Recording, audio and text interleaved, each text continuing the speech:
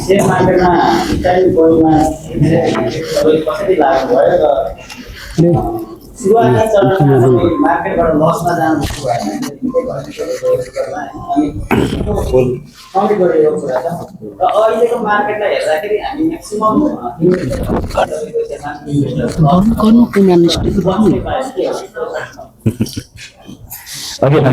मेरो लागि जे लागु हुन्छ तिमीलाई लागु हुँदैन सुरुमा मात्र त्यसलाई फलो गर्नु पर्दैन। ओके, म त सुरुवात गर्दाखेरि के भयो भन्दा म सिए पढ्न जाँदाखेरि मेरो नागरिकता लिएर दिदीहरूले आइपिओहरू गर्नुहुन्थ्यो क्या। When I click I already had 2-3 lakh रुपियाँ 4 लाख रुपियाँको पोर्टफोलियो थियो क्या मेरो। म फर्केर आउँदाखेरि पैसा कमाउनु सुरु गरेको छ नि, मेरो त पोर्टफोलियो रहेछ। त्यसो त किन तपाईँ गर्नु, म आफै गर्छु भनेर मैले लिएको हो क्या त्यसरी। सो मेरो एन्ट्री चाहिँ मेरो दिदीहरूको थ्रुबाट भयो। And then I started understanding stock market more. अनि स्टक मार्केट भनेको एउटा युनिभर्सिटी जस्तै हो। सो तिम्रो लस हुन्छ नि त्यतिखेर के बुझ्नु त स्टक मार्केटलाई तिमीले फी तिरेछ भनेर बुझ्नु। युनिभर्सिटी पढेको भए पनि फी तिरेछ भनेर। Yes I made a loss. Then अहिले रिकभर गर्दै जाँदाखेरि 2014 देखि आजसम्म कति हो 12 वर्ष हो बेबी। 12 वर्षमा मेरो सिएजिआर भन्नाले 12 वर्षमा कम्प्लिट हेर्ने हो भने मैले चाहिँ झन्डै 27% को नाफा चाहिँ निकाल्न सकेको छु। त्योभन्दा बढी छैन कहिले कम्बाइन्ड क्या। उहिलेदेखि अहिलेसम्म हेर्दाखेरि इयर अन इयरको ग्रोथ चाहिँ मेरो भनौँ न कहिले घाटा भयो होला कहिले एक्सट्रिम नाफा भयो होला, तर यसो कम्बाइन गरेर हेर्दा 27% को नाफा चाहिँ छ। So that means it's a pretty good amount. No capital gain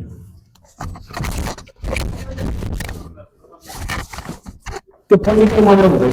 जहिले सुकै होस् मलाई के मतलब यो कहिले मार्केट बढ्छ कहिले मार्केट घट्छ भनेर हेर्ने मेरो कन्ट्रोलको कुरै होइन, मेरो मैले गर्न सक्ने कुरै होइन।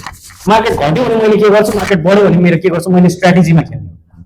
सो मार्केट जति सक्यो जहाँसुकै बढोस् म कहिले पनि ट्र्याक गर्दिनँ।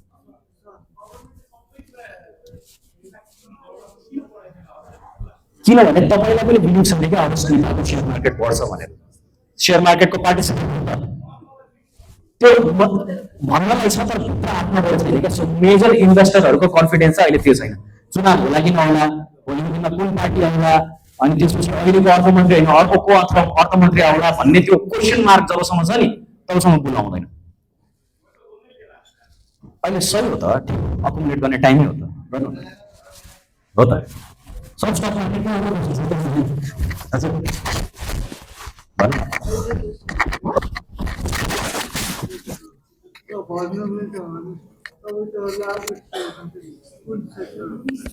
कुन सेक्टरबाट होला भन्छ। अब जेनरली कस्तो हुन्छ त भन्दाखेरि यो पानी पर्ने सिजन आउँदाखेरि हाइड्रो सेक्टर बढ्छ नि। कुनै पनि कुरा पनि हाइड्रो चाहिँ अलिकति फ्लोट कम भएकोले सबैभन्दा बढी बढ्न सक्ने त्यो हो। अनि स्टेबल तरिकाले लङ टर्म इन्भेस्टमेन्ट जाने हो भने त माइक्रो फाइनेन्स देख्छु म। म्यानुफ्याक्चरिङ अलिकति शेडी छ।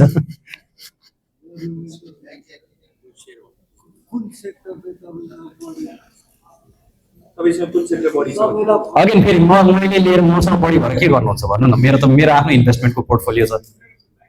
मैले त्यही अनुसारले किताब पनि धेरै किनेर राखेको हुन्छ। सो मेरो एडभाइस नलिनु। म चिन्ने सेक्टर म कतिखेर निस्किन्छु तपाईँलाई थाहा पनि हुँदैन।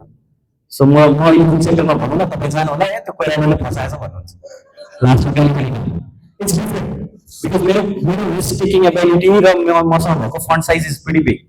अनि त्यो भनेको मैले त 3000-4000 पर किता भएको सेयर पनि आँटेर बस्या हुन्छ नि त।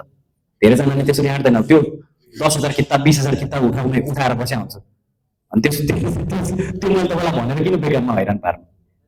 It's different. हजुर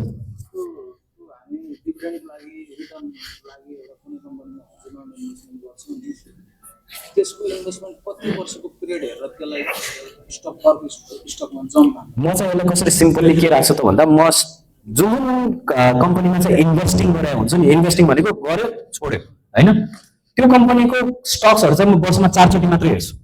जब उसको एनुअल रिपोर्ट आउँछ मैले एउटा फर्मुला बनाएको छु मेरो। त्यो फर्मुला अनुसार मैले सर्ट गर्दाखेरि त्यो टप 3 मा आउँछ कि आउँदैन। दुईटा back to back quarter top 3 मा आएन भने म चेन्ज गरिदिन्छु। त्यस्तो द्याट्स माई स्टाइल।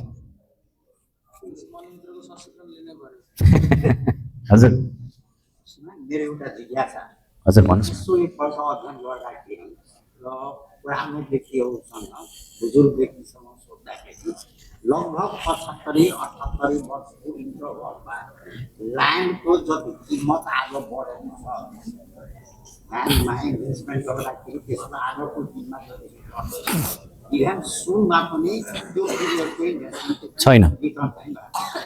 ट्रु। सहरी इलाकामा लङ टर्म इन्भेस्टमेन्टको लागि ल्यान्ड चाहिँ राम्रो छ भने मेरो आकलन। अर्को यहाँले धीरुभाइ अम्बानी, मुकेश अम्बानी र अनिल अम्बानीको कुरा गर्नुभयो। मेरो नजरमा धीरुभाइ अम्बानी पहिला अरेबियन कन्ट्रिजमा काम गर्नुहुन्थ्यो। त्यहाँबाट उहाँ यो महाराष्ट्रमा आउनुभयो। उहाँले इन्भेस्टमेन्टमा पुरानो फ्याक्ट्रीहरू किन्नुभयो। पुरानो फ्याक्ट्रीहरूमा इन्भेस्टमेन्ट गरेर छोराहरूलाई पनि त्यसमा डाइरेक्टली इन्डाइरेक्टली इन्भल्भ गरेर बिस्तारै बिस्तारै तर बिजनेस र इन्डस्ट्रीमा राम्रो रिटर्न, लङ टर्म राम्रो रिटर्न 3-4वटा खासियत चाहिँ हुनैपर्छ। त्यो पहिलो चाहिँ अनेस्टी, लेबर, डेडिकेसन र अध्ययन र सम्बन्धित सेक्टरको नलेज। Thank you.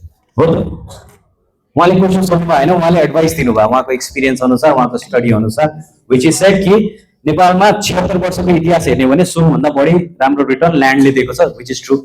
अनि बिजनेस गर्नको लागि चाहिँ सेक्टर यताउता चिजहरू भन्दा पनि it has to work with dedication, के भन्नुभएको थियो अरे?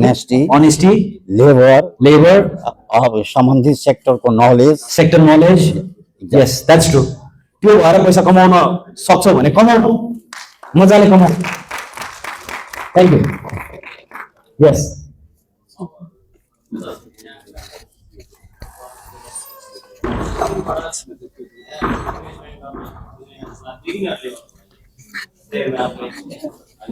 आइपिओ ट्रेडिङ आजको दिनमा बिगिनरहरूलाई चाहिँ कसैलाई त्यो कमिसन नमुहालेर या फेरि कम्पिटिसन हेर्न गर्न नसक्ने एन्सर पेपरहरू पनि त्यसमा चाहिँ इन्ट्रेस्ट भएको मान्छेहरूले आजको दिनमा चाहिँ कसरी सुधार गर्ने, कहाँबाट सुधार गर्ने र इन्टरनेसनल बुक जुन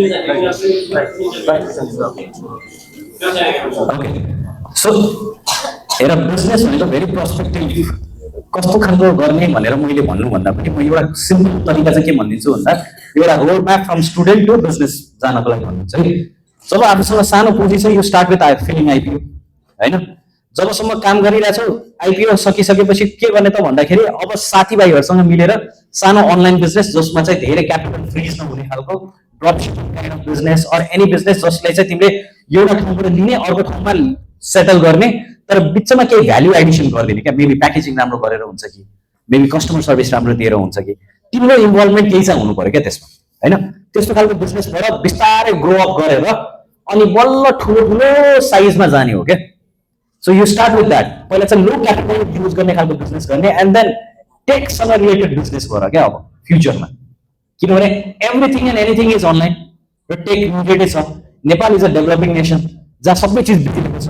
त्यो चिज बिग्रेकोलाई तिमीले बनाउन थाल्यौ र टेक इनेबल गर्यो भने that is business where you make money.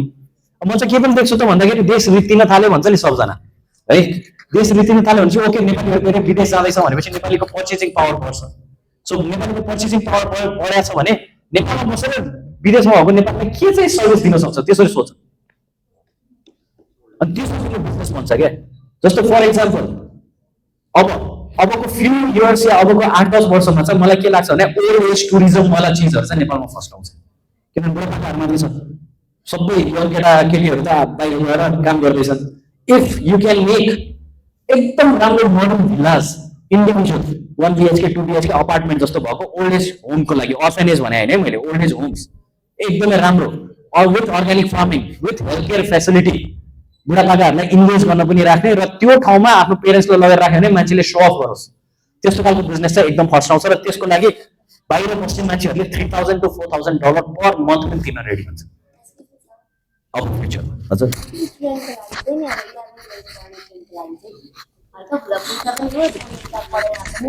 Focus भन्न चाहिँ के गर्नुपर्छ होला? Start with any skill development, digital marketing course गर, फेसबुक गुगल एडहरू रन गर्ने गर, एआई अटोमेसनले अफिसको वर्कहरूलाई कम गर्न कसरी, how to leverage AI and then make the office work के एउटा स्ट्रिमलाइन गर्न सक्ने खालको कोर्सेसहरू गर, या के come up with some value addition kind of thing, content creation गर। नेपालमा अहिले कन्टेन्ट क्रिएसन गरेर कति कमाउन सकिन्छ? डिजिटल मार्केटिङमा पनि आइडिया चाहिँ 0 हुँदा चाहिँ सिक्ने फ्रीमा युट्युब छ, पहिला सिक्ने फ्रीमा, अलिकति ट्राई एन्ड टेस्ट गर्ने, आफ्नै कलेजलाई म तपाईँको सोसियल मिडिया पेज ह्यान्डल गरिदिउँ भनेर सोध्ने।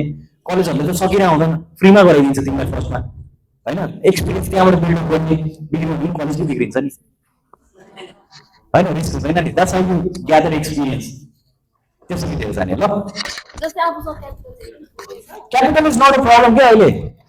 अहिलेको टाइम भनेको यस्तो डिस्ट्रप्टिभ टाइम हो, तपाईँले केही पनि सिक्न खोज्नु भने फ्रीमा नलेज एभाइलेबल छ, एन्ड देन क्यापिटल त बिस्तारै बिल्डअप हुन्छ।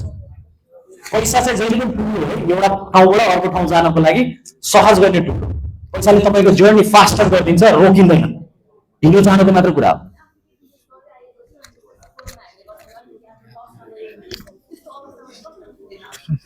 चेन्ज अफ बिजनेस मोडल, पहिला अफलाइन बिजनेस गर्नुहुन्थ्यो, अब अनलाइन गर्न थाल्ने।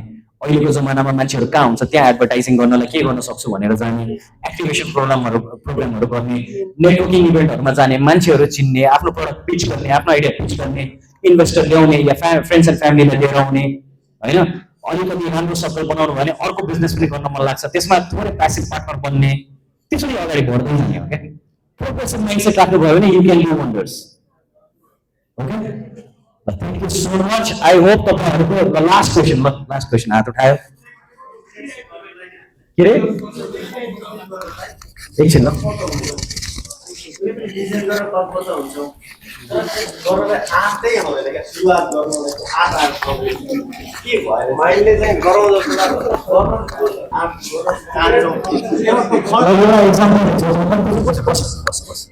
आधारभूत कुरा जति एक्सप्लेन गरेको त्यही हुन चाहिँ, होइन? तिमीलाई रातिको टाइममा जनकपुरबाट पोखरा जानु पर्यो भने बाइकमा कतिको डिस्टेन्स देख्छौ? रातिको टाइममा जनकपुरबाट पोखरा जानु पर्यो, बाइक अन गर्यो भने यहाँदेखि पोखरासम्मको जोड्नु मिल्छ, देख्छौ? अगाडि कति मिटर देख्छौ? त त्यो अगाडि बढेपछि कति अर्को अगाडि बाटो देख्छौ नि त। बिचमा ट्रक आयो भने के गर्छौ? साइड लागेर जान्छौ। भोक लाग्यो भने के गर्छौ? माछा खानलाई रोक्छौ, अलिअलि खान्छौ, होइन? तर निस्क्यौ भने तिमी पुग्छौ।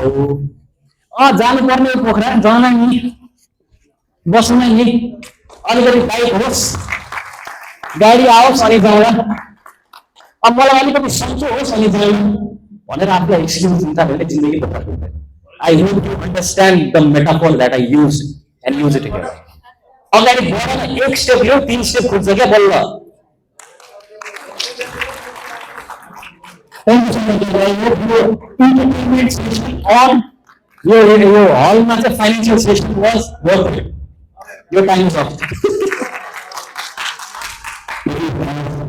कार्यक्रमको रिपोर्ट तयार